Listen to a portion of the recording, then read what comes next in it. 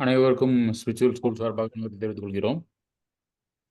இந்த வாரம் தயவு செய்து புரிந்து கொள்ளும் நிகழ்ச்சியில் உலகநலத் தொண்டன் மனோகரன் ஐயா அவர்கள் அறிவின் இயலாமை அப்படிங்கிற தலைப்பில் உரையாற்ற இருக்காங்க. எல்லாம் அந்த தலைப்பில் ஒவ்வொரு தலைப்புலையுமே ஒவ்வொரு அர்த்தங்கள் இருக்கும்.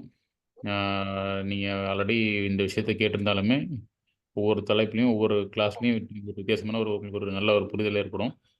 அதனால் கண்டிப்பாக எல்லாரும் இதை ரொம்ப ஆழ்ந்து இந்த 1 ஹவர் கிளாஸை கேட்குமாறு கேட்டுக்கொள்ளப்படுகிறேன். வாழ்கள் மட்டும் வாழ்கள் மட்டும் வாழ்க வளமுடன். வாழ்க வையகம், வாழ்க வையகம், வாழ்க வளமுடன். அறிஞர் பெருமக்களே, சான்றோர் பெருமக்களே, சிந்தனையாளர்களே, ஃபேஸ்புக் நண்பர்களே, அன்பர்களே, உங்கள் அனைவருக்கும் முதற்கண் என் வணக்கத்தை தெரிவித்துக் கொள்கின்றேன். வாழ்க வளமுடன்.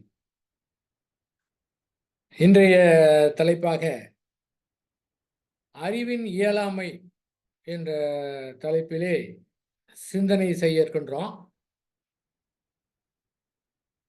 முதலாவதாக நாம் ஒன்று தெரிந்து கொள்ள வேண்டும். என்னவென்றால், நம்முடைய மனதிற்கும் அறிவுக்கும் ஒரு எல்லை இருக்குது. நம்முடைய மனதையும் அறிவையும் தாண்டி எக்கச்சக்கமான விஷயங்கள் இந்த பூமியிலே இருக்குது. சரி, பூமியை விடுங்க. நம்முடைய மனதையும் அறிவையும் தாண்டி நம்முடைய உடம்புக்குள்ளாரே எக்கச்சக்கமான விஷயங்கள் இருக்கு.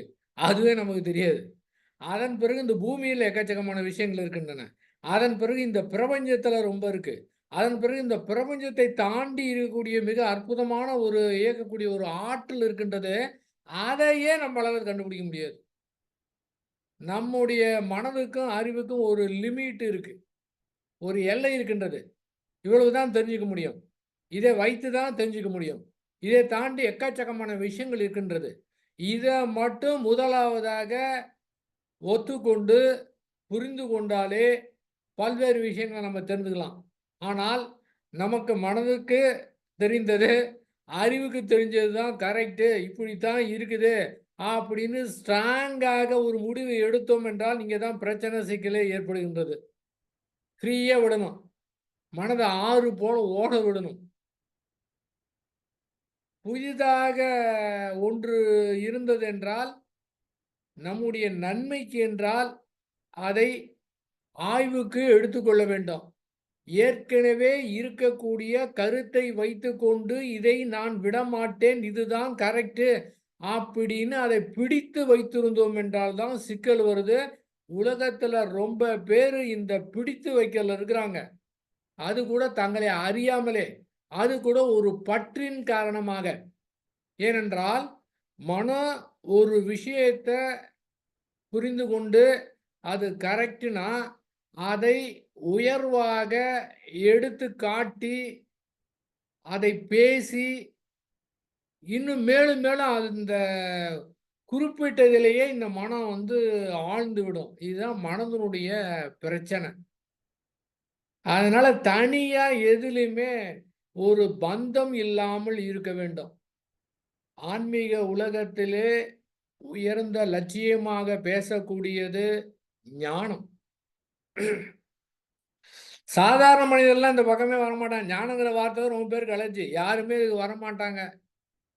அறிவுன்னு இயலாமைன்னு பார்த்தா கூட யாரும் போய் தேட மாட்டாங்க. உலகத்தில் ரொம்ப பேர் அந்த மாதிரி மக்கள் இருக்கிறாங்க. எத்தனையோ பிறவிகளாக தாண்டி அதுலேயும் சிலர் இருக்கிறாங்க. அந்த ஒரு ஏக்கத்தின் காரணமாக, முற்பிறவியின் காரணமாக தன்னை தெரிந்து கொள்ள வேண்டும் அப்படிங்கிற நோக்கத்திலே தேடிக்கொண்டிருப்பார்கள், அலைந்து கொண்டிருப்பார்கள், ஏக்கத்தோடு இருப்பார்கள். அவங்களுக்கு தான் இந்த லெக்சர் அவங்களுக்காக தான். எங்கேயாவது யாருக்காவது ஏதாவது தோணி பட்டு இதை தெரிந்து கொள்ளலாங்கிறதுக்காக தான். இருந்தாலும் சாதாரண மனிதர்கள் கூட தங்களுடைய வாழ்க்கையிலே கவலை இல்லாமல் வாழ வேண்டும் என்று நினைத்தார்கள் என்றால் அவர்கள் கூட இது போதுமானது. மிக எளிமையான சாதாரண புரிதலுக்கு விட்டால் கூட போதுமானது.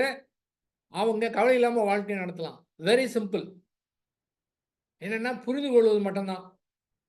அவங்க புரிஞ்சுக்கிட்டாங்கன்னா வாழ்நாள் முழுவதும் கவலை இல்லாமல் இருக்கலாம். ஆனால் இந்த ஏக்கத்தோடு இருப்பவங்க, தாகத்தோடு இருக்கிறவங்க, மாபெரும் வீட்டு ஏக்கத்தோடு இருக்கிறவங்க இதை மட்டும் புரிந்தார்கள் என்றால் அவர்கள் பெரிய பாரத்தை கீழே இறக்கி வைத்த மாதிரி ரொம்ப நல்லா ஃபீல் பண்ணுவாங்க. அது மட்டும் இல்ல, பர்மனண்டா உலகத்துல எத்தனையோ ஆன்மீக அமைப்புகள் இருக்கின்றன. எல்லாரும் போய் கத்துக்கிறாங்க. எல்லாம் பிராக்டிஸ் பண்ணிக்கிட்டே இருக்கிறாங்க. டெய்லி பிராக்டிஸ் பண்ணிக்கிட்டே இருக்கிறாங்க. ஒரு 10 நாளைக்கு பண்ணனா பழைய நிலைக்கு போயிருவாங்க. ஆனா இது மட்டும் அந்த மாதிரி கிடையாது. அந்த புரிதல் என்ற ஒன்று மட்டும் புரிந்து கொண்டு விட்டோம் என்றால், என்ன புரிந்துக்கணும்? நம்முடைய அகத்தை பொறுத்தவரை, நம்முடைய மன உணர்வுகளை பொறுத்தவரை நாம எதிர்த்து எதுவுமே செய்ய முடியாது. எவ்வளவு முயற்சி பண்ணாலும் முடியாது. எத்தனை பிறவி எடுத்தாலும் முடியாது.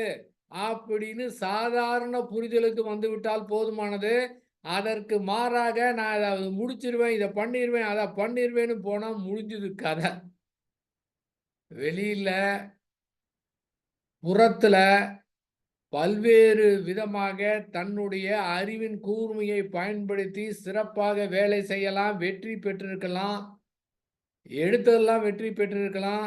அதற்காக அந்த அறிவை கொண்டு அகத்தை நான் சரி பண்ணிருவேன்னு முயற்சி செய்தார் என்றால் முடியவே முடியாது. அதெல்லாம் வேணாங்க. நம்முடைய வாழ்க்கையை எடுத்து பார்க்கலாம். அந்த மனதை சீரமைக்கிறதுக்கு இதுவரை எத்தனை முயற்சி செய்திருக்கின்றோம். எங்கேயாவது ஒரு முறையாவது நாம் ஜெயித்திருக்கிறோம் என்றால் கிடையவே கிடையாது. ஏனென்றால் முடியவே முடியாது. ஏனென்றால் அந்த மனதை சீரமைக்கக்கூடிய, மனதை தூய்மைப்படுத்தக்கூடிய அந்த தன்மை இயற்கை தன்னகத்தே வைத்திருக்கின்றது. அதை நாம் ஒன்றுமே செய்ய முடியாது. ஒன்றுமே செய்ய முடியாது என்றால் கூட நான் முயற்சி செய்வேன் அப்படின்னு முயற்சி செய்தோம் என்றால் மேலும் சிக்கலாயிரும். முயற்சி திருவினையாக்கும் என்பது வெளிப்புற செயலுக்கு. வெளிப்புற செயலை வெற்றி பெற்றதை வைத்துக்கிட்டு அந்த அறிவை கொண்டு அகத்தை நிச்சயமா முடியவே முடியாது. நமக்கே நம்முடைய வாழ்க்கையிலே நன்றாக பார்த்திருக்கிறோம். இதுவரை எத்தனையோ முயற்சி செய்து தோல்விதான் அடைந்திருக்கின்றோம். இருந்தாலும் இந்த அறிவு முட்டாள்தனமாக அதை சரி செய்து விடுவோம் என்று முயற்சி செய்கின்றது. அதனால் இப்பொழுது இந்த கணமே நம்முடைய அறிவின் இயலாமையை புரிந்து கொண்டு சரண்டர் ஆகிவிட்டோம் என்றால், சரண்டர் ஆனா வேற யார்கிட்ட சரண்டர் ஆக சொல்ல, நம்முடைய மனதிலே சரண்டர் ஆகிவிட்டால் போதுமானது. மனதை எதிர்த்து எதுவுமே செய்ய மாட்டேன் அப்படின்னு யாரு புரிஞ்சுக்கணும்? யாரு புரிந்து கொள்ளணும்னா இந்த மனம் புரிந்துக்கணும். மனம் கள்ளங்கபடு இல்லாம இருக்கு. இந்த அறிவு சொல்லுது இப்படி அப்படி இந்த மாதிரி பண்ணு, இந்த மாதிரி முடிவெடுக்கலாம்னு சொல்லும்போது இந்த அறிவு சொல்லக்கூடியது அந்த மனம் கள்ளங்கபடு இல்லாம இருக்கிறதுனால அதை அப்படியே ஏத்துக்குது. அப்போ இந்த இடத்துல யாரு முடிவு பண்ணணும்னா அறிவு முடிவு பண்ணணும். என்ன முடிவு பண்ணணும்? அறிவு மனதை சரி செய்வதற்கு முயற்சி செய்யக்கூடாது. தன்னுடைய லிமிட்டை புரிந்து கொண்டு இந்த அறிவு தலையிடாமல் இருக்க வேண்டும். புற செயலுக்கு மட்டும்தான் தன்னுடைய அறிவை பயன்படுத்திக் கொள்ள வேண்டும். அகத்தை சரி பண்ணுவதற்கு முயற்சியை செய்யக்கூடாது என்று சாதாரணமான மிக எளிமையான புரிதலுக்கு வந்துவிட்டாலே போதுமானது. உலகத்து மக்கள் அத்தனை பேருடைய பிரச்சனையும் இந்த சாதாரண எளிமையான புரிதலிலேயே முடிந்து விடுங்க. அப்ப ஆன்மீகத்துல இதுவரை அத்துணை பேருமே இதுவரை எத்தனை மகான்கள் வந்திருக்கின்றார்களோ அத்துணை பேருமே என்ன சொல்லி இருக்கின்றார்கள்? மனித பிறவியினுடைய நோக்கமே, மனிதனுடைய நோக்கமே, இந்த பிறவியினுடைய நோக்கமே ஞான அடையல் தான். அப்ப ஞானம் அடைய வேண்டும் என்று சொல்லியிருக்கிறார்கள். பல்வேறு விதமாக சொல்லியிருக்கின்றார்கள். பல்வேறு வழிமுறைகளை காட்டியிருக்கின்றார்கள். உலகம் முழுவதும் எத்தனையோ ஆன்மீக அமைப்புகள் இருக்கின்றன. எல்லாரும் அந்தந்த சூழ்நிலைக்கு ஏற்றார் போல, அந்தந்த மக்களுக்கு ஏற்றார் போல இயற்கை ஞானிகளை அனுப்பி அதற்கு உண்டான செயலை செய்து கொண்டிருக்கின்றது. யாரும் தனிப்பட்ட ஒரு நபருக்காக இயற்கை வெயிட் பண்றது கிடையாது. ஏன்னா எக்கச்சக்கமான கோடிக்கணக்கான மக்கள் இருக்கின்றார்கள், கோடிக்கணக்கான மனநிலையில் இருக்கின்றார்கள். ஆனால் அந்த ஒரு நபரை அனுப்பி வைக்குது அப்படின்னா அதன் மூலம் எத்தனையோ பேர் பயன்பெறலாம். ஆனா அது எக்ஸ்பிரஸ் வேகத்துல போயிட்டு இருக்கு. அந்தந்த காலகட்டத்துல அந்த ஆள் இல்லையா, அடுத்த ஆள் உற்பத்தி பண்ணிரும். அது மாரி எக்கச்சக்கமா கொடுத்து கொண்டு இருக்கின்றதுங்க. எல்லாரும் பேசிக் கொண்டிருக்கின்றார்கள், கொடுத்து கொண்டிருக்கின்றார்கள். எல்லோருமே அத்துணை பேருமே எத்தனை ஆன்மீக அமைப்பா இருக்கட்டும் சரிங்க. இனிமே புதிதாக எத்தனை ஆன்மீக அமைப்புகள் உதித்தாலும் சரி, பேசிக்கான கருத்து என்னவென்றால், நம்முடைய அறிவினுடைய இயலாமையை ஒத்துக்கொள்ள வேண்டும். இவ்வளவுதான். இதுதான் சொல்லப் போறாங்க. அதனுடைய நிலையாமை தான் சொல்லப் போறாங்க. இதைத் தவிர வேற எதுவுமே கிடையாது. ஆனால் அந்த சொல்லக்கூடிய வார்த்தைகள் வேறாக இருக்கலாம். வித்தியாசமா இருக்கலாம். வித்தியாசமாக இருக்கின்றது என்று அத போய் ஃபாலோ பண்ண தேவையில்லை. ஏன்னு கேட்டீங்கன்னா, எல்லாமே பேஸ் வந்து இதுதான். சரண்டர் ஆவறது அறிவினுடைய இயலாமையை புரிந்து கொள்வது. அப்ப ஆன்மீகத்தை சொல்லக்கூடியது, அதனுடைய இலக்கு, அதனுடைய உச்சக்கட்டம் ஞானம். ஆனால் இங்கே நம்ம சொல்லக்கூடியது என்னவென்றால், நம்முடைய இலக்கு ஞானம் கிடையாது. ஏங்க அப்புறம் என்னங்க பேசிட்டு இருக்கீங்க? நம்முடைய இலக்கு என்னவென்றால் விடுதலை, முக்தி. ஞானத்துக்கும் விடுதலைக்கும் முக்திக்கும் என்ன வித்தியாசம்? இதை தெளிவாக புரிந்து கொண்டால் போதும். ஆனால் ஆன்மீகத்திலே ஞானத்தை விடுதலை, முக்தி என்று குழப்பிய காரணத்தினால சரியாக விளங்கவில்லை. ஞானம் என்பது, விடுதலை என்பது, முக்தி என்பது நம்முடைய இயல்பான நிலையாக இருக்கின்றது. அது இயல்பான நிலை இல்லை, அது அடைய வேண்டிய நிலை என்று அங்கு தேடும்போது அங்கே பிரச்சனை ஏற்பட்டு விடுகின்றது. நம்முடைய மனதை எதிர்த்து எதுவுமே செய்ய முடியாது, செய்ய மாட்டேன். அதை அப்படியே முழுமையாக நம்முடைய மனதை ஏற்றுக்கொள்வேன் என்று புரிந்து கொள்வது ஞானம். அந்த ஞானத்தின் விளைவாக கிடைக்கக்கூடியது முக்தி, விடுதலை. இந்த புரிந்து கொள்வதற்கு கூட ஒரு முயற்சி தேவை. ஆனால் இந்த விடுதலை, முக்தி என்று சொல்லும்போது அங்கு எந்த வேலையுமே கிடையாது. அதன் விளைவாக அது நிகழ்ந்து கொண்டிருக்கின்றது. ஏனென்றால் நம்முடைய இயல்பான நிலையே விடுதலை, முக்தி என்பதுதான். அதனால் நம்முடைய அறிவினுடைய இயலாமையை புரிந்து கொள்ள வேண்டும். யாரு என்ன பேசினாலும் சரி, என்கிட்ட இருக்கிற அறிவு அப்படின்னு ஒரு தன்முனைப்போடு இயங்குனா சரி, நீ பார்த்துக்க அப்படின்னு இயற்கை போயிரும். ஆனால் அதனிடத்திலே சரண்டர் ஆனோம் என்றால் ஃப்ரெஷ்ஷாக இயற்கை தன்னுடைய அந்தந்த நேரத்துக்கு தகுந்த மாதிரி இன்ஸ்ட்ரக்ஷன் வந்து கொடுத்து கொண்டே இருக்கும். அதை ஃபாலோ பண்ணா போதுமானது. ஆகவே எந்த காரணத்தை கொண்டும் எந்த இடத்திலுமே நம்முடைய மனதிலே இப்படித்தான் இருக்கின்றது, இப்படித்தான் இருக்க வேண்டும் என்ற எந்த முடிவும் எடுக்கக்கூடாது. மனதினுடைய இயற்கையான தன்மை இன்ப நாட்டம். இன்ப நாட்டத்தின் காரணமாக இன்பத்தை நாடி பல்வேறு செயல்களை செய்துவிடும்.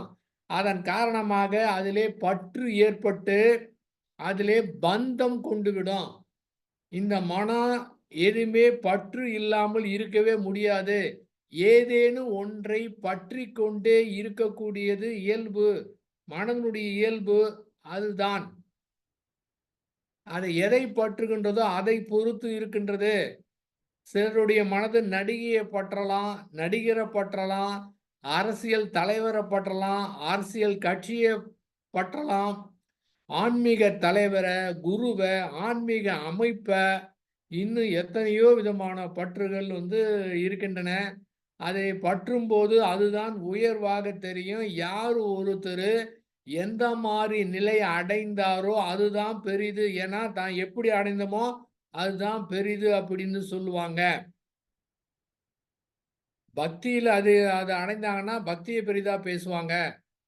ஜீவ சமாதியில போயிட்டு தியானம் செய்து ஒரு அனுபவம் கிடைத்தா ஜீவ சமாதி தான் பெரியது, எல்லாரும் ஜீவ சமாதிக்கு போங்கன்னு சொல்லுவாங்க. நான் வந்து 2010 மலேசியாவுக்கு போனேன். ஓஷோ யோகா வந்து கற்றுக்கொள்வதற்காக. போகும்போது எப்படின்னா 1 மாதம் மௌனம் இருக்குன்னு சொன்னாங்க. சரின்னு போனேன். அங்க போனதும் ஓஷோ யோகா தெரிஞ்சுது. அந்த ஓஷோ யோகால எக்கச்சக்கமான அனுபவம் வார்த்தையில விவரிக்கவே முடியாது. அந்த மாதிரி கிடைச்சது. அப்ப எனக்கு என்ன தோணுச்சு, எல்லாமே ஓஷோவுக்கு அனுப்பிச்சாவே எல்லாருக்குமே இது கிடைச்சுதுன்னு நினைச்சேன். ஆனா எல்லாருக்குமே கிடைக்குமானா கிடைக்காது. இந்த மாதிரி ஏன் இயற்கை இத்தனை ஆன்மீக அமைப்புகளை ஏற்படுத்தி இருக்கின்றது? ஏனென்றால் அத்தனை வகையான மக்கள் இருக்கின்றாங்க. அவங்க ஒவ்வொருத்தரும் எதை பிடிக்குதோ அதுல வந்து போலாம். ஆனா குறிப்பிட்ட தூரம் வந்தா போவோம். கடைசி வரை அதிலே இருக்கக்கூடாது. இந்த தியான அமைப்புக்கு யார் வருகிறார்கள்? நன்றாக எடுத்து பார்த்தோம்னா, 99% மக்கள் எதற்காக வருகின்றார்கள் என்றால், தங்களுடைய வாழ்க்கையிலே பிரச்சனை, சிக்கல் ஏற்படும்போது, அதிலிருந்து தப்பித்துக் கொள்வதற்காக இந்த மனம் ஏதேனும் நாடுகின்றது. அதற்காக வருகின்றார்கள். தாங்காத துயரத்துக்காக, அதை தீர்வு காண்பதற்காக, விடிவு கிடைப்பதற்காக அங்கே வருகின்றார்கள். உலகம் முழுவதும் எடுத்து பார்த்தோன்னா, ஆன்மீகத்துக்குள்ளர ஒரே 1% மக்கள் மட்டும்தான் தன்னை அறிந்து கொள்ள வேண்டும், அந்த நிலையை தெளிவா தெரிந்து கொள்ள வேண்டிய நோக்கத்துக்கு வராங்க. மத்தவங்க அத்தனை பேரும் இந்த துன்பத்திலிருந்து விடுதலை பெற வேண்டும் என்ற நோக்கத்தோடு வருகின்றார்கள். அப்ப அதற்கு கூட காரணம் என்னன்னா, இயற்கை அந்த மாரி துன்பத்தை கொடுத்து தன்னிடம் வர வேண்டும் என்பதற்காக அந்த மாரி ஒரு அமைப்பை ஏற்படுத்தி இருக்கின்றது. சரி. யாரு ஹாஸ்பிட்டலுக்கு போவாங்க? யாரு ஹாஸ்பிட்டலுக்கு போவாங்கன்னா, நோயாளிகள் தான் ஹாஸ்பிட்டலுக்கு போவாங்க. நோய் தீர்ந்தவுடன் ஹாஸ்பிட்டல்லேருந்து வீட்டுக்கு வந்துடணும்ல.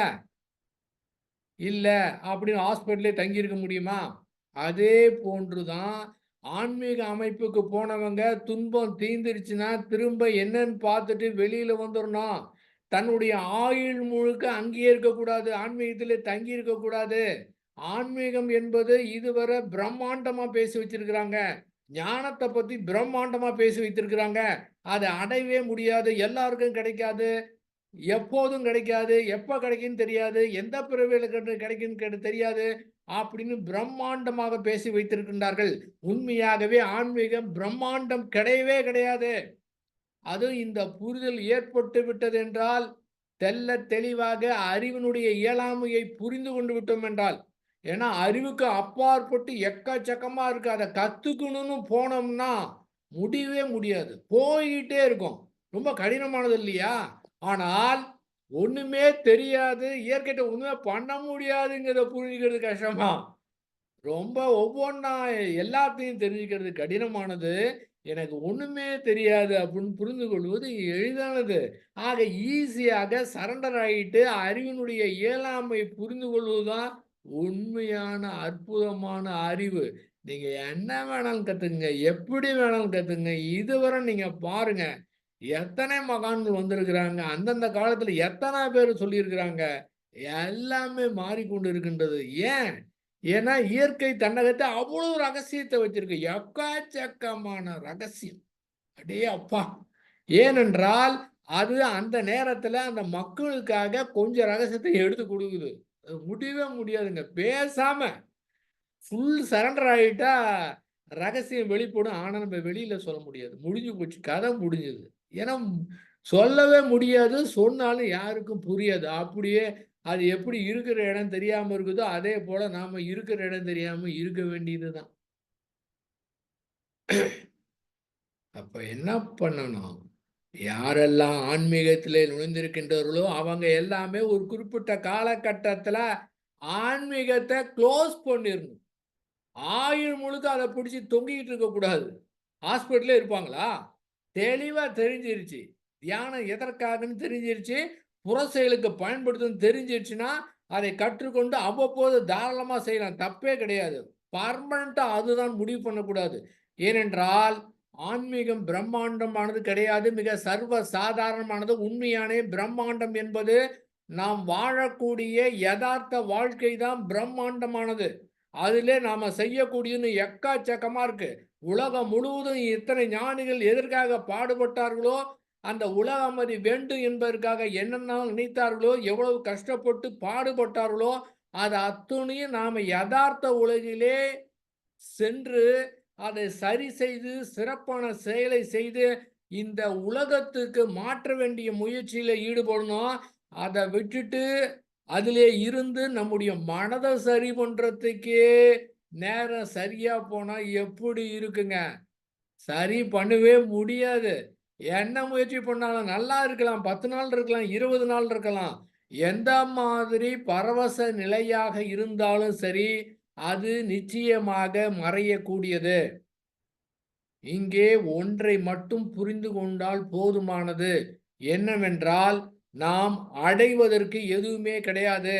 அடைவிடம் என்பது கிடையவே கிடையாது. நாம் இருக்கக்கூடிய நிலையே உயர்ந்த நிலை. இதுதான் ரொம்ப பேருக்கு சந்தேகமாயிருது. என்ன சந்தேகம் அப்படின்னா, என்னங்க நான் என்னுடைய நிலை எனக்கு தெரியுது. புத்தர் எப்படிப்பட்டவர்? ரமண மகரிஷி எப்படிப்பட்டவர்? வேதாத்திரி மகரிஷி எப்படிப்பட்டவர்? ஸ்ரீ பகவத் ஐயா எப்படிப்பட்டவங்க? எப்படி அவங்க நிலையில போயி, அதுக்கு முயற்சி பண்ணாம எப்படி நான் இப்ப இருக்கக்கூடிய நிலையே உயர்ந்த நிலை என்று சொல்ல முடியும்? அப்படின்னு எத்தனை தடவை சொன்னாலும் தன்னை தாழ்வாக நினைத்துக் கொண்டிருக்கிற காரணத்தினால தான் இந்த பிரச்சனையே. ஒன்றுமே கிடையாது. இப்ப இருக்கக்கூடிய நிலை மிக சிறப்பான நிலை. என்ன மாரி வேணா இருக்கட்டுங்க. நாம் இப்போது எப்படி இருக்கின்றோமோ, எந்த மனநிலையில் இருக்கின்றோமோ, அந்த உணர்வு நிலைய அப்படியே முழுமையாக எந்தவித முணுமுணுப்பும் இல்லாம முழுமையாக நம்முடைய மனதை நாம் ஏற்றுக்கொண்டோம் என்றால், நம்மை நாம் ஏற்றுக்கொண்டோம் என்றால், இதுதான் விடுதலை, இதுதான் முக்தி. அந்த மனதிற்கு எந்த விதமான பந்தமே இருக்கவே கூடாதுங்க. அது அப்படியே ஃப்ரீயா ஆறு போல ஓட விடணுங்க. அப்படியே பிரவகித்து ஓடிக்கொண்டே இருக்கணும். இந்த ஓடிக்கொண்டே இருந்துன்னு வச்சுக்கோங்களேன், ஓடிக்கொண்டே இருந்தது என்றால், அதற்கு பேரு மனோலய நாசம் அப்படின்னு பேரு. மனோலயம் என்பது குறிப்பிட்ட இதுல அப்படியே பந்தம் கொள்வது. இன்பமா இருந்தாலும் சரி, துன்பமாக இருந்தாலும் சரி. இன்பத்தை நீட்டிக்க வேண்டும் என்று நினைத்தாலும் சரி, துன்பத்தை உடனடியாக போக்கிவிட வேண்டும் என்று நினைத்தாலும் சரி, அதுக்கு பேரு தான் மனோலயம். மனோலயமாயிருது. இன்பத்துல லயமாயிருது. ரொம்ப நல்லா இருக்கு. ரொம்ப சந்தோஷமா இருக்கு. லயமாவுது. துன்பம் அதுவும் லயமாவுது. நீண்ட நேரம் ஆயிடுது. ஆனால் ஆறு போல ஓட விட்டோம் என்றால், பிரவகித்து ஓடிவிட்டது என்றால், எப்போதும் அந்த மனோலய நாச நிலையில் இருக்கக்கூடிய காரணத்தினாலே அந்த இடத்திலே பந்தம் ஏற்படுவது கிடையாது. பந்தம் ஏற்படாம இருக்கக்கூடிய நிலைதான் முக்தின்னு சொல்லலாம், விடுதலைன்னு சொல்லலாம். இந்த மனித பிறப்பு எடுத்தனுடைய நோக்கமே அந்த முக்தி, விடுதலை. ஆனால் அது இவ்வளவு ஈஸியா இருக்குமான்னு இவ்வளவு நாளா தெரியல. ஏன்? ஏன்னா இதுவரை அது அத்துணை பேருமே பிரம்மாண்டப்படுத்தி இருக்கின்றார்கள். ஸ்ரீ பகவத் ஐயா அவர்கள் தான் இது பிரம்மாண்டம் கிடையாது என்று சொல்லியிருக்கிறாங்க. நீங்க உங்களுக்கு பிடித்த ஞானிய, உலகம் முழுவதும் இருக்கிற உங்களுடைய பிடித்த ஞானியை எடுத்து பாருங்க. அவங்க என்ன சொல்லியிருக்கிறாங்கன்னு பாருங்க. முதலாக ரமண மகரிஷிக்கு அவருக்கு 16 வயது இருக்கும்போது ஒரு மரண பயம் ஏற்பட்டது. மரண பயம் ஏற்பட்டா என்ன சொல்லுவாங்க? ஃப்ரெண்ட்ஸ்ட்ட சொல்லுவாங்க, அப்பா அம்மாட்ட சொல்லுவாங்க. ஆனா அவர் என்ன பண்ணாரு? மரண பயம் ஏற்பட்டது யாருக்கிட்டயுமே சொல்லாம ஒரு கோயிலுக்கு போனாரு. அப்படியே மரணத்த அப்படியே ஏற்றுக்கொண்டு, அப்படியே பாவனை செய்தார். அவங்க அப்படியே தூக்கிட்டு போயிட்டு, அங்க இடுகாட்டுல வைக்கிறாங்க. எல்லாமே அப்படியே பாவனை செய்தார். அந்த மரணத்த அப்படியே ஏற்றுக்கொண்டார். முழுமையாக மனதை ஏற்றுக்கொண்டார். அந்த நேரத்துல ஒரு மேஜிக் நடந்தது.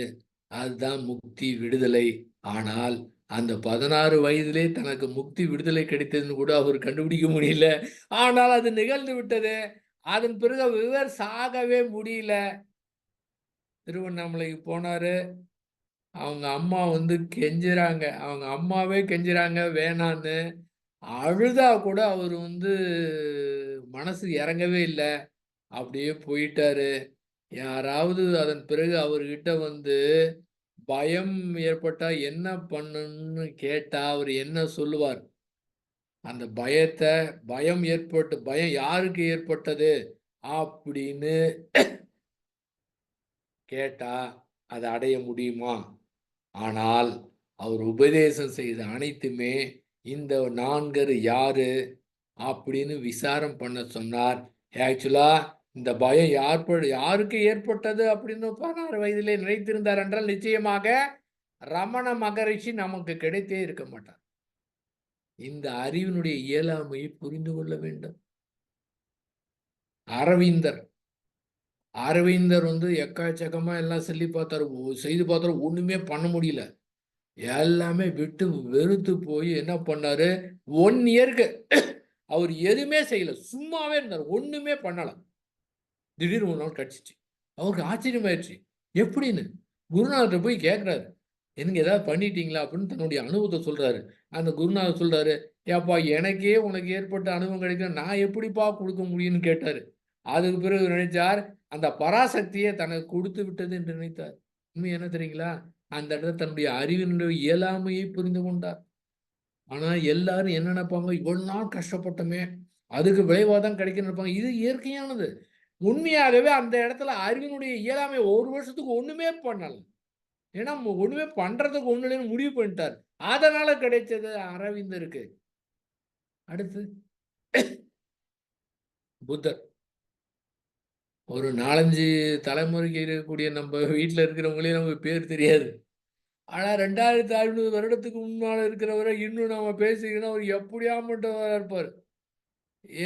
ஆன்மீகத்துல என்ன மாதிரி ஒரு ஸ்ட்ராங்கா இருப்பாரு. உலகத்துல பாத்தீங்கன்னா இப்ப புத்த மதம் தான் வந்து உலகத்துல ரொம்ப அதிகமா புத்த மதத்தை பின்பற்றவங்க தான் அதிகமா இருக்கிறாங்க. அவருக்கு எப்படி கிடைச்சது? அது என்ன சாதாரண மனிதரா? அரச பதவியை விட்டுட்டு போனார். காட்டுக்கு போய் தேடுனா எல்லாமே செய்து பார்த்தாரு. எத்தனையோ குருக்கிட்ட கத்துக்கிட்டார். நாமெல்லாம் குருக்கிட்ட கத்துக்கிட்டோம் வச்சுங்களேன், நமக்கு சரியா அதை அடைய முடியல. நம்ம என்ன நினைப்போம், நிச்சயமா வந்து நம்ம தான் சரியா புரிஞ்சுக்கணும்னு நினைப்போம். குருக்கிட்ட போனா என்ன சொல்லுவாரு, "நீ நல்லா பண்ணுன்னு" தான் சொல்லுவாரு. ஆனா, அவருக்கு அமைந்த குருக்கள் அத்தனை பேருமே என்ன சொல்லிட்டாங்க, "எனக்கு எல்லாம் தெரிஞ்சு எல்லாமே சொல்லிக் குடுத்துட்டேன். நீ சூப்பரா செஞ்சுட்ட. நீ செய்யலன்னு சொல்ல முடியாது. இனிமே உனக்கு சொல்லித் தர முடியாது. நீ வேற ஆள பாருங்கன்ட்டாங்க." எத்தனையோ பார்த்தாச்சு. ஒண்ணுமே பண்ண முடியல. கடைசியில ஒரு அரிசி, ஒரு எள்ளு மட்டும் சாப்பிட்டுட்டு இருந்தாரு. உடம்பு தான் கெட்டு போயிருக்கு. ஒண்ணுமே பண்ண முடியல. 6 வருடம் கழித்து ஒரு நாள் காலையில போகி மரத்தடியில போய் அறிவினுடைய இயலாமையை ஒத்துக்கிட்டு போய் உக்காந்தாரு பாருங்க. இப்போ கிடைச்சிருச்சுங்க. இதுதாங்க அறிவினுடைய இயலாமை. ஆச்சரியமா போயிடுச்சு அவருக்கு. என்னடா இது?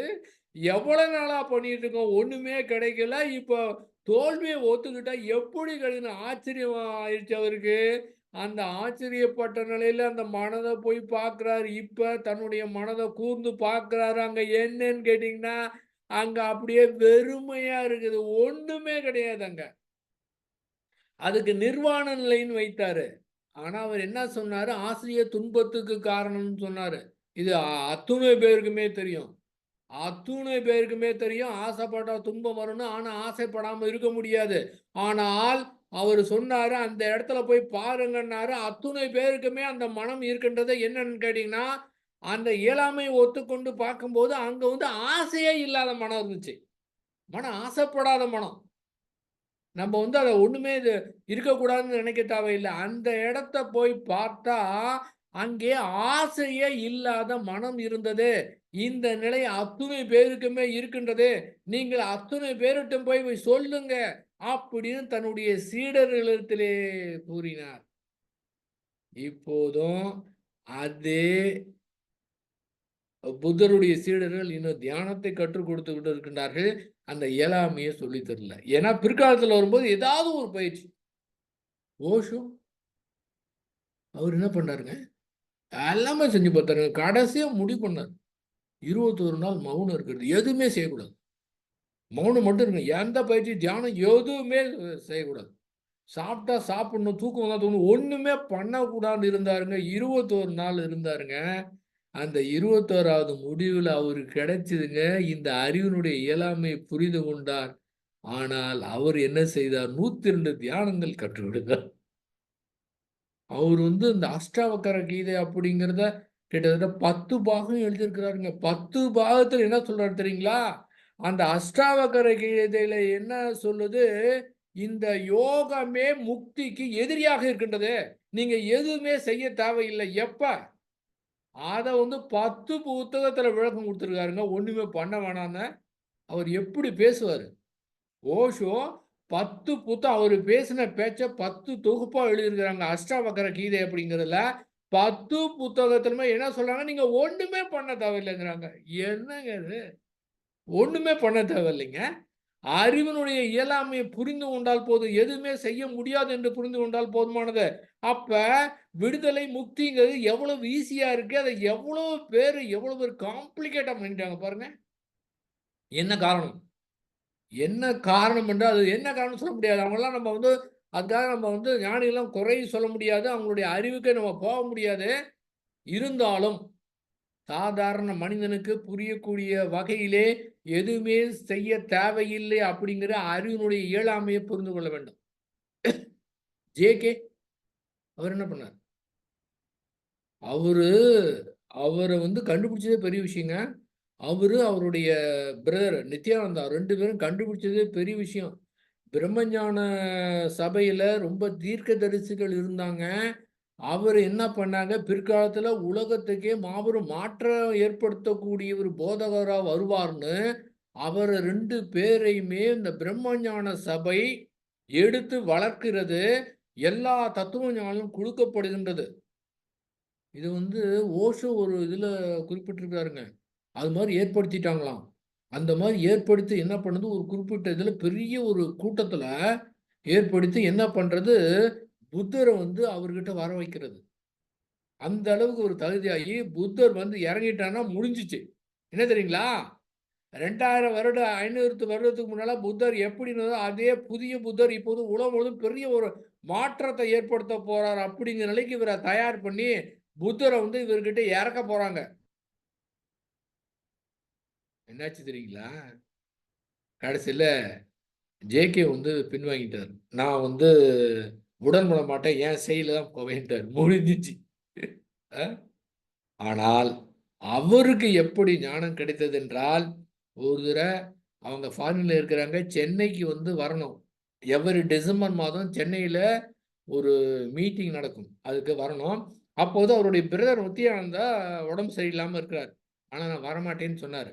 அங்க தீர்க்கதரிசிகள் அவங்க ஒரு அருள்வாக்கு கேட்டு, நிச்சயமா அவர் நல்லா இருப்பாரு. அது மட்டும் இல்ல, எதிர்காலத்துல முதன்மை சீடராக நித்யானந்தருடைய ஜே.கே.வுடைய முதன்மை சீடராக நித்யானந்தா வருவாரு அப்படின்னு சொன்னாங்க.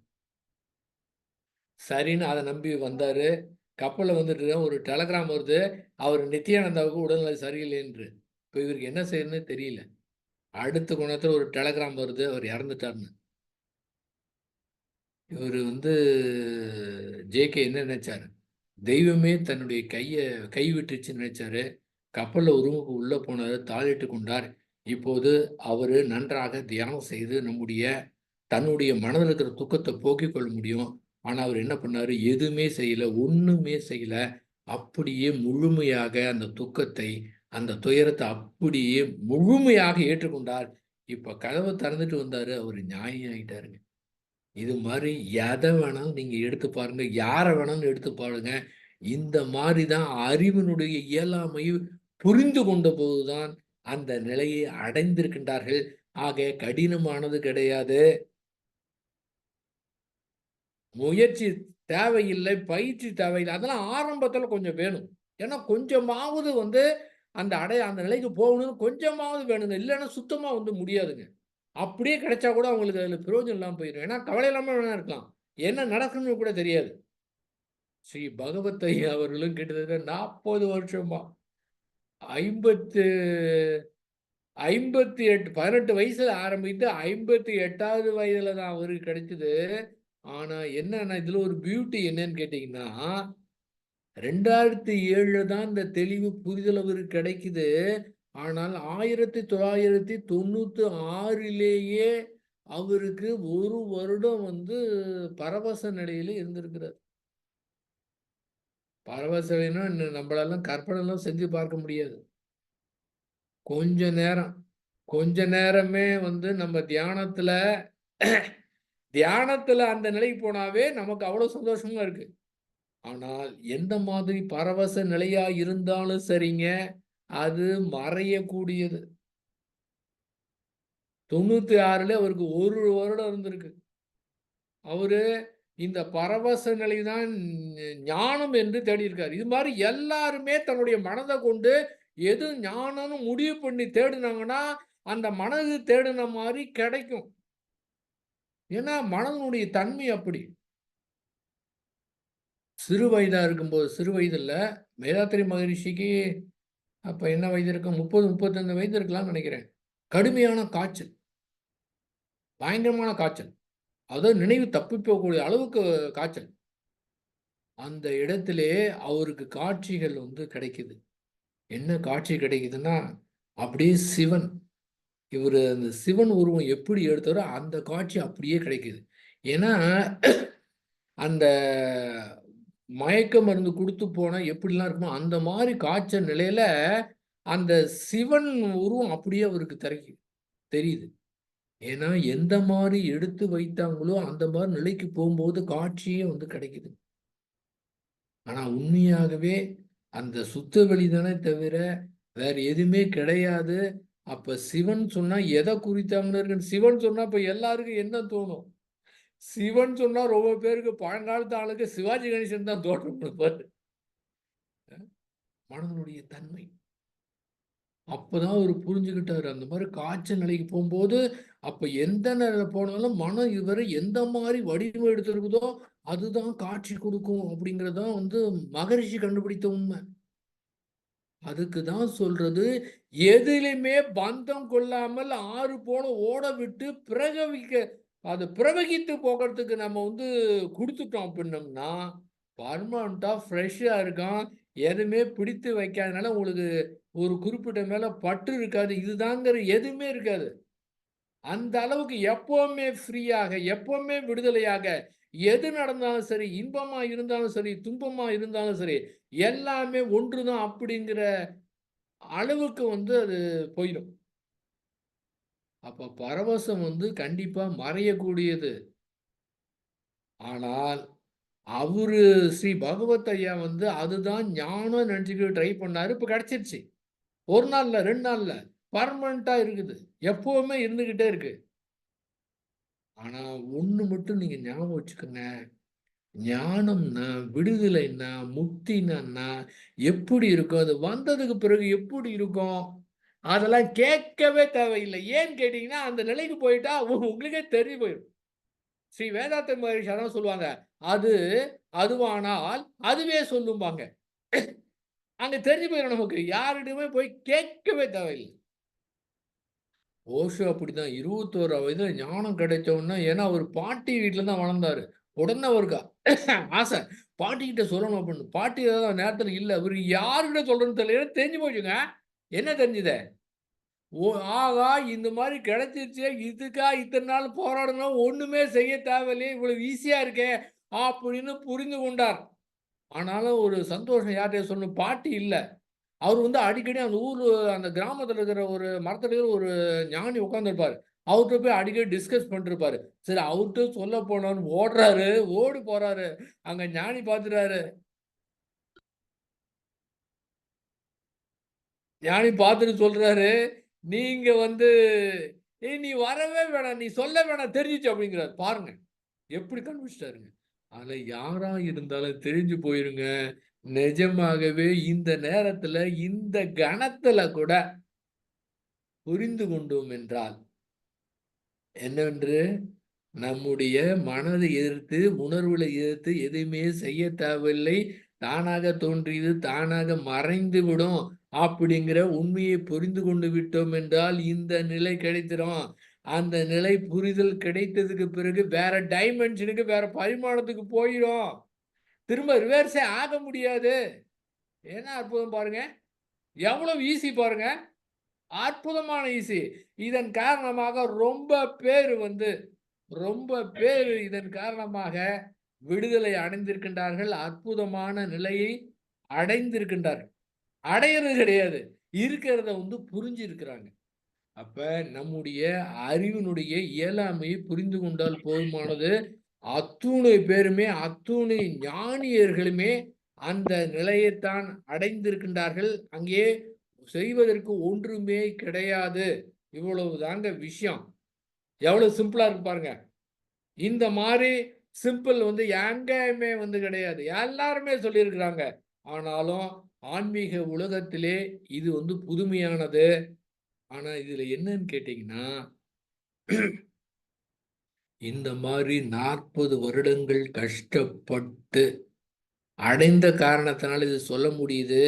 உடனடியா கிடைச்சா கூட இந்த மாதிரி மக்களுக்கு போய் ரீச் ஆகாது. ஏன்னு கேட்டீங்கன்னா, இயற்கை அந்த மாதிரி இந்த காலகட்டத்துக்கு தகுந்த மாதிரி எப்படி விஞ்ஞானம் வளர்ந்திருக்கின்றதோ, அதே போல ஆன்மீகத்திலும் ஒரு பெரிய ஒரு மாற்றத்தை வந்து இங்கே கொடுக்கப்பட்டிருக்கின்றது. உலகம் முழுவதும் இருக்கிற மக்கள் வந்து புரிந்துக்கணும். அதுவும் தன்னால அதுவும் நிச்சயமாக புரியும். என்ன காரணம்னு கேட்டீங்கன்னா, யாரு ஏக்கத்தோடு இருக்கிறாங்களோ, அதில மொழிலாம் தேவையே கிடையாது. எத்தனையோ உலகத்தில ஆயிரக்கணக்கான மொழிகள் இருக்கின்றன. மொழி கூட தேவையில்லை. ஏன்னா, அந்த சுத்தமொழிக்கு மொழி கிடையாது. சவுண்டுலாம் தேவையில்ல. இயற்கையாவே படைக்கும்போதே அந்த மனநிலத்திலே அந்த தன்மை இருக்கின்றது. மொழிலாம் தேவையில்ல.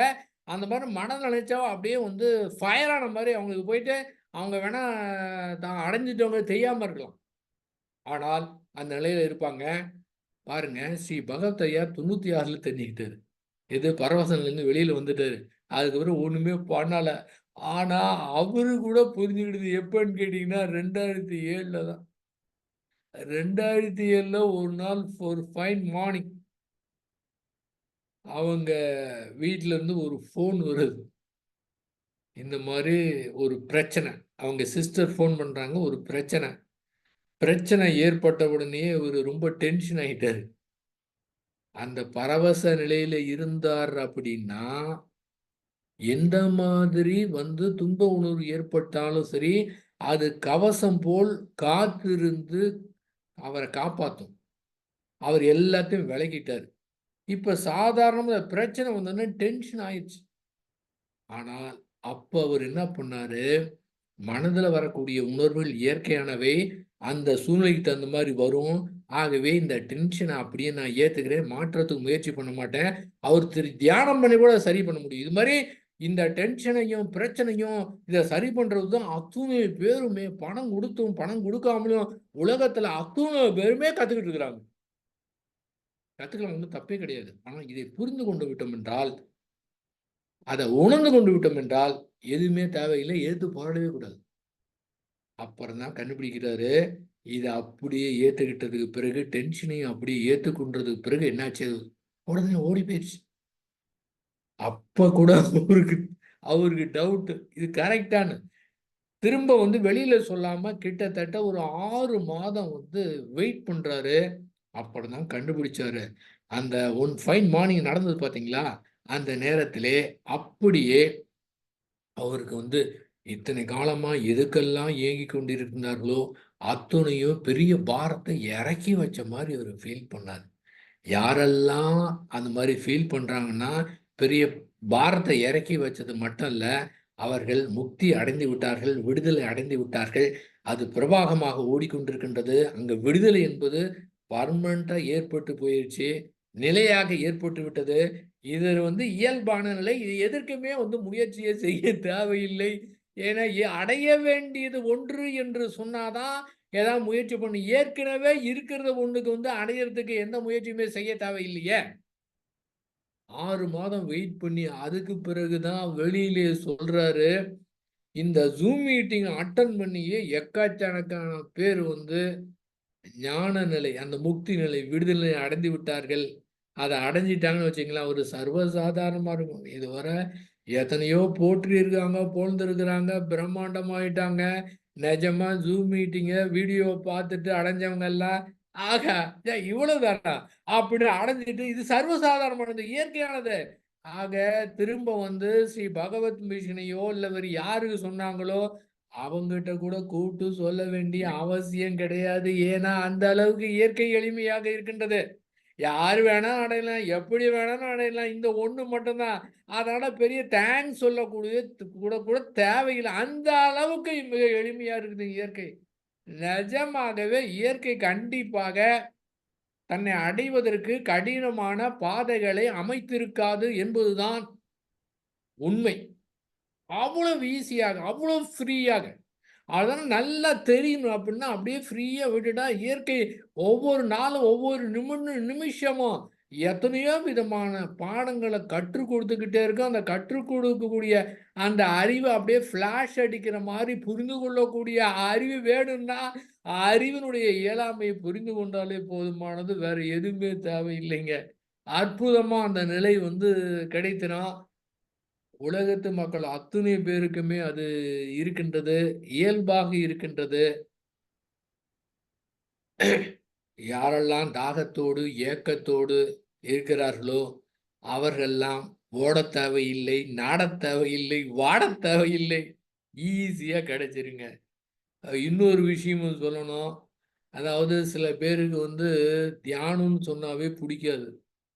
ஞானம் சொன்னா பிடிக்காது. நன்றாக புரிந்து கொள்ள வேண்டும். அவங்கெல்லாம் லாயக்கே கிடையாது. அவங்க எத்தனையோ பிறவி எடுக்குன்னு நாம நினைத்துக் கொண்டு இருக்கலாம். நிஜமான முக்கியமான விஷயம். இது எல்லாருக்கும் பொருந்தும்னு சொல்ல முடியாது. ஆனா பல பேருக்கு பொருந்தும். என்ன காரணம் என்றால், ஞானம், தியானம் இதெல்லாம் அவங்களுக்கு ஏன் பிடிக்கவில்லை என்றால், எத்தனையோ பிறவியாக முயற்சி செய்து பல்வேறு நிலையை அடைந்து, பல்வேறு பரவச நிலை அடைந்து, ஞானம் கிடைக்காம தோற்று போன நிலையிலே வேணாம் அப்படின்னு வெறுத்து போய் இந்த பிறவி எடுத்தாங்க. போய் குடுக்கும்போது பிடிக்காது. போடா நான் எத்தனையோ முடிச்சுட்டேன். ஒண்ணுமே கிடைக்கல. அங்க ஏக்கத்துல இருக்கிறாய்ங்க. அதனால தான் அவங்களுக்கு புடிக்கல. ஆனா, இத சொன்னோம்னா அப்படியே ஃபயர் ஆகுற மாரி அவங்களுக்கு புடிச்சு போயிரும். என்னப்பா நான் எத்தனோ வருஷமா பண்ணிட்டு இருக்கேன். எனக்கே கிடைக்கல. இவருக்கு புடிக்கவே புடிக்காது. இவருக்கு எப்படி கிடைச்சிருச்சுன்னா, அது முற்பிறவி பயன். அந்த மாரி ஏங்கி வெறுத்து போய் விட்டுட்டு வந்திருக்கிறாரு. இப்ப சொன்னா கூட அது அவருக்கு புடிக்கவே இல்ல. அவ்வளவு ட்ரை பண்ணிட்டு ஏங்க உலகம் முழுவதும் இன்னும் இப்ப கூட எத்தன மக்கள் தங்களை அறியாமலே எப்படி ஏங்கிட்டு இருக்காங்க தெரியுங்களா? ஏன்? ஏன்னு கேட்டீங்கன்னா, அ இயற்கை. அ தன்னகத்தே ஒரு வைத்திருக்குங்க அது. ஏங்க பூமி ஒண்ணுமே கிடையாது. பூமியில 75 பங்கு தண்ணீர். 25% தான் நிலம். அதுல எத்தனையோ ஜீவராசி, அதுல எத்தனையோ மனிதர்கள். இந்த இவ்வளவு பெரிய பூமியிலேயே இதுவே பிரபஞ்சத்துக்கு முன்னாடி ஒண்ணுமே கிடையாது. ஆனா, என்ன தெரியுங்களா? இந்த கோடானு கோடி சூரிய குழுமங்கள் இருக்கிற இடத்துல, இந்த பூமியில இருக்கிற ஒரு மனித மனதுக்கு மட்டும் தான் இதெல்லாம் தெரிந்து கொள்ள ஆற்றல். அந்த மனம்ங்கிறது என்ன அற்புதமா இயற்கை டிசைன் பண்ணியிருக்கு பாருங்க. இதே மாரி எங்கேயாவது பூமி இருக்கலாமா? இல்லைன்னு யாரும் அறுதியிட்டு சொல்ல முடியாது. இருக்குதுன்னு யாரும் அறுதியிட்டு சொல்ல முடியாது. இருக்கலாம், இப்படி வேணாலும் இருக்கலாம். இந்த பரிணாம வளர்ச்சியில இந்த மாரி நிலை இருக்கு. அந்த இடத்துல பரிணாம வளர்ச்சியில என்ன மாரி இருக்கலாம்? எதுவுமே சொல்ல முடியாது. அதுன்னு அறிவினுடைய இயலாமை. ஆனால் அந்த மனம் அப்படிங்கிற ஒரு சாதாரணமான, மிக மெலிதான அந்த ஒரு ஜீவகாந்த ஆலையில இவ்வளவு அற்புதம் இருக்குதுன்னா பாருங்களேன். ம். அதுதான் மகரிஷி அவங்க சொல்லுவாங்க. அந்த சுத்த வெளிய அசைந்து தன்னைத்தானே ரசித்துக் கொள்வதற்காக எடுக்கப்பட்ட உருவம் தான் சொல்லுவாங்க மனிதன். அவ்வளவு அற்புதமான ஆற்றல் படைத்த, அற்புத மனம் படைத்த மனிதன் இப்போது என்ன செய்து கொண்டிருக்கின்றான்? மனத கொண்டு என்ன செஞ்சுக்கிட்டு இருக்கான்? மனத டார்ச்சர் பண்ணி தனக்கும் கஷ்டம் குடுத்து, பிறருக்கும் கஷ்டம் குடுத்து, ஏங்க இந்த சாதாரண புயல் ஏற்பட்டா உலகமே எப்படி இருக்கும்? அற்புதமா இருக்கும். ஸ்ரீ வேதாத்திரி மகரிஷியுடைய கண்ட கனவு, இத வந்து புரிஞ்சுக்கிட்டா போதும். எத்தன தனி மனித உள்ளங்கள் புரிந்து கொள்கின்றதோ, அதை பொறுத்து உலகத்துல மாற்றத்தை ஏற்படுத்த முடியும். நிச்சயமா அது நடைபெறும். அதனால நாம செய்ய வேண்டியது அறிவினுடைய இயலாமையை நம்முடைய சரண்டரை இப்போது புரிந்து கொள்ள வேண்டும். வேறு ஒன்றும் செய்ய தேவையில்லை மனதை பொறுத்தவரை. ஆனால் வெளியிலே செய்வதற்கு எக்கச்சக்கமான செயல்கள் இருக்கின்றது. நிறைவாக வேதாத்திரி மகரிஷி அவர்கள் கண்ட போரில்லா நல்லுலகம் என்பது எப்படி நடக்கும் என்றால், எத்தனை தனி மனித உள்ளங்கள் மாறுகின்றதோ அதை பொறுத்துதான் மாற்றம் ஏற்படும். மீதி யாரையும் நம்பி பிரயோஜனமே இல்லை. இராணுவத்தால முடியாது, அரசியல் தலைவர்களால் முடியாது, தொழில் அதிபர்களால் முடியாது, பொருளாதார நிபுணர்களால் முடியாது. எல்லாமே செய்யலாம். அது தற்காலிகமானதா இருக்கும். பர்மனண்டா வேணும் என்றனா எத்தனை தனி மனித உள்ளங்கள் இந்த புரிதலை புரிந்து கொண்டு அந்த விடுதலை உணர்வோடு முக்தி நிலையில் இருக்கின்றார்களோ அதை புரிந்து கொண்டார் என்றான் தான் முடியும். அதுவரை இந்த போர் தொடர்ந்து கொண்டுதான் இருக்கணும். அடுத்து போதையில்லா தமிழகம். எத்தனையோ முறை சொல்லிக்கிட்டு இருந்தாலும் விழிப்புணர்வு ஏற்படுத்தினாலும் சமீபத்தில் நடந்த நிகழ்வு மிகவும் ரொம்ப கடினமாக இருக்கின்றது. ஒரு உயிர்னா சாதாரணம் கிடையாது. அந்த உயிர் எத்தனை பரிணாம வளர்ச்சி அடைந்து வந்து அந்த நிலைக்கு போகிறதுக்கு முயற்சி செய்யும் போது ஒரு 65 பேரு இறந்துட்டாங்கன்னா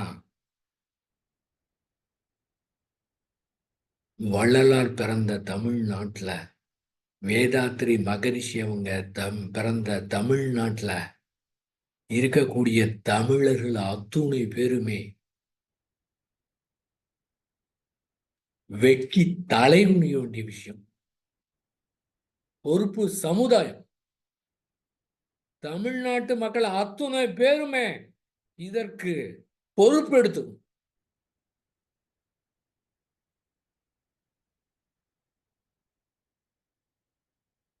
மினிஸ்டர் சொல்றாரு, விட்டில் பூச்சி போய் தானாவே போகுது. அந்த மாதிரி டாஸ்மாக்ல கெக்கு பத்தலைன்னு அதை வாங்கி குடிச்சு அவங்க போயிறாங்க. அவனா பார்த்து திருந்த முடியாது, நாங்க ஒன்றும் பண்ண முடியாதுன்னு சொல்றாங்கன்னா அவர் வேதாத்திரி மகரிஷி கருத்தை சொல்றாரு. தனி மனிதன் மாறணும். அப்புறம் எதுக்கு கவர்மெண்ட் இருக்கு? யாராவது இராணுவத்தில் இறந்துட்டாங்கன்னா அவங்களுக்கு அரசு மரியாதையோடு அடக்கம் செய்வாங்க. அந்த குடும்பத்தையும் செய்ய மாட்டாங்க. ஆனா இந்த குடித்த சாராயம் குடிச்சவனுக்கு 10 லட்ச ரூபா கொடுக்குறாங்கன்னா என்னங்கடா அநியாயமா இருக்குது? அறிவினுடைய இயலாமையை பயன்படுத்தி கொண்டு அவங்க தன்னுடைய அறிவின் இயலாமையை வெளிப்படுத்துறாங்க. வேற ஒன்றும் கிடையாது. நம்ம வீட்டில் இருக்கக்கூடிய இளைஞர்களை நன்றாக வளர்த்து இந்த சமுதாயத்துக்கு கொடுக்கணும். அவங்க நிலைக்கு போகக்கூடாது. அப்ப பூரண மதுவிலக்கு வாய்ப்பே கிடையாதுன்னு பேசுறாங்க. எப்படி கவர்மெண்ட் நடக்குது? இதுல வருமானத்தை தான் நடக்குதான். அப்போ வருமானத்துல நடத்த வேண்டுங்கிறதுக்காக டாஸ்மாக திறந்து வச்சா அந்த எப்படி ஆச்சு தெரியுங்களா? நிஜமாகவே அந்த இடத்துல இருக்கவங்க எல்லாமே அடித்தட்டு மக்கள், வேற வேலையே கிடையாது. இதை வச்சுதான் சாராயம் காய்ச்சி தான் சம்பாதிச்சு வாழ்க்கையை நடத்துறாங்க. அப்ப ரெண்டுக்கு என்ன வித்தியாசம்? அவங்க வாழ்க்கை தரம் உயரத்துக்கு ஏதாவது செய்யணும்ல. அதனால யாரையும் சொல்லி பிரயோஜனம் இல்லை. நம்ம இந்த சிந்தனையை வளர்த்து நம்மிடம் நமக்கு தெரிஞ்சவங்களுடைய இளைஞர்களை நல்ல வழியை வளர்த்து இந்த சமுதாயத்துக்கு நல்லது செய்யற வாழ்க்கை. இல்லைன்னா இவங்கெல்லாம் நம்பி பிரயோஜனமே கிடையாது. அதனால நாம் எந்தவித தளர்வும் இல்லாம இந்த மாதிரி நிகழ்வுகள் நடக்கத்தான் செய்யும். இயற்கை ஏதோ ஒரு இது நடத்திருக்கின்றது. எல்லாத்தையும் ஆறு போல ஓட விடணும். ஆனா அந்த வலி வேதனை இருக்குது பாத்தீங்களா? இந்த 65 பேர் இறந்தனுடைய வலி வேதனை நிஜமா நம்ம சிந்தனை பத்தி பார்த்து தெரியாது. நிஜமா இப்ப கூட அந்த ஊர்ல போய் நம்ம ஒரு நாள் தங்கணும்னு வச்சுக்கோங்க. அப்பதான் உண்மையான வலி வேதனை தெரியும். அந்த ஊர் முழுவதும், அந்த ஊருக்கு பேர் கருணாபுரம்னு எப்படி வச்சாங்கன்னு தெரியல. கருணையே இல்லாம அங்க நடந்துருச்சு. அந்த இடத்துக்கு போனா எப்படி இருக்கும் கற்பனை செய்து பாருங்க. நல்லா இருக்கிறவங்க கற்பனை செய்து பார்த்தாங்கன்னா அங்க இருக்கிற அந்த துயரத்தை அப்படியே உணர முடியும். அப்ப இந்த துயரத்தையும் வேதனையும் நாம திரும்ப நினைத்து பார்த்து இந்த மாதிரி சம்பவம் எதிர்காலத்தில் நடக்காம இருக்கிறதுக்கு நம்மளால் என்ன செய்ய முடியுமோ. இப்போ அறிவினுடைய இயலாமைன்னு சொல்லக்கூடாது. அறிவை பயன்படுத்தி புறத்துல மிக சிறப்பாக காரியத்தை செய்து நல்ல ஒரு மாற்றத்தை ஏற்படுத்தணும். யாரையும் நம்பக்கூடாது. இவங்கெல்லாம் பண்ணுவாங்க, அவங்கெல்லாம் பண்ணுவாங்கன்னு பிரயோஜனமே கிடையாது. வேஸ்ட். நாம முன்னெடுத்து நமக்கு தெரிந்த இளைஞர்களை சிறப்பாக வழி நடத்தி அவங்கள வேற பாதைக்கு போக விடாம எக்கச்சக்கமா மீடியாலாம் எக்கச்சக்கமா அங்க வேற வழியில் போறதுக்கு வாய்ப்பு இருக்கின்றது. இதையும் மீறி புத்திசாலமா இருக்காங்கன்னா நிஜமாலே பெரிய ஆளுங்க. நிஜமாகவே உண்மையான புத்திசாலி யாருன்னா எந்த மாதிரி சூழ்நிலையிலுமே மிக அற்புதமா தங்களுடைய வாழ்க்கையை நடத்துறவங்க தான். ஆகவே அந்த மாதிரி ஒரு மாற்றத்தை நாம் ஏற்படுத்தணும். ஏன்னா அந்த அறிவினுடைய இயலாமையை புரிந்து கொண்டு விட்டோம் என்றால் அங்க என்ன ஆகுங்க, இதனுடைய இது எங்கெங்கயோ உலகம் முழுவதும் எங்கேயோ மாற்றம் நடக்குது. நமக்கு தெரியாது, நமக்கு தெரிய வேண்டிய அவசியமே கிடையாதுங்க. அவ்வளவு பெரிய மாற்றத்தை ஏற்படுத்த முடியும். ஆகவே அந்த முறையிலே நாம் அந்த பர்மனண்டா அந்த முக்தி விடுதலை அந்த ஜாலியா அப்படியே என்ன வந்தாலும் அப்படியே ஓடிக்கிட்டு இருக்கிறத இயற்கை எப்படி ரசித்து கொண்டு எப்படி நடத்தி கொண்டிருக்குது, இருக்கிற இடம் தெரியாம நடத்தி கொண்டிருக்கின்றது. அந்த மாதிரி முறையிலே நாம் சிறப்பாக செயல்பட்டு புதிய சமுதாயத்தை படைப்போம் என்று கூறி வாய்ப்பளித்து உங்கள் அத்தனை பேருக்கு நன்றி கூறி அமைகின்றேன். வாழ்க வையகம், வாழ்க வையகம், வாழ்க வளமுடன். வாழ்க வளமுடன் ஐயா. ஐயாட்ட எதுவும் யாரும் கொஸ்டின்ஸ் பேசுறீங்களா? கேள்விகள் கேட்குறீங்களா யாரும் ஐயாட்ட?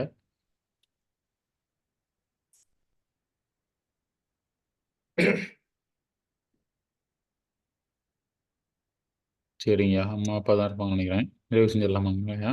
நான் நிறைவு செஞ்சுக்கலாங்க. வாழ்க வளமுடன். வாழ்க வளமுடன். வாழ்க வளமுடன்.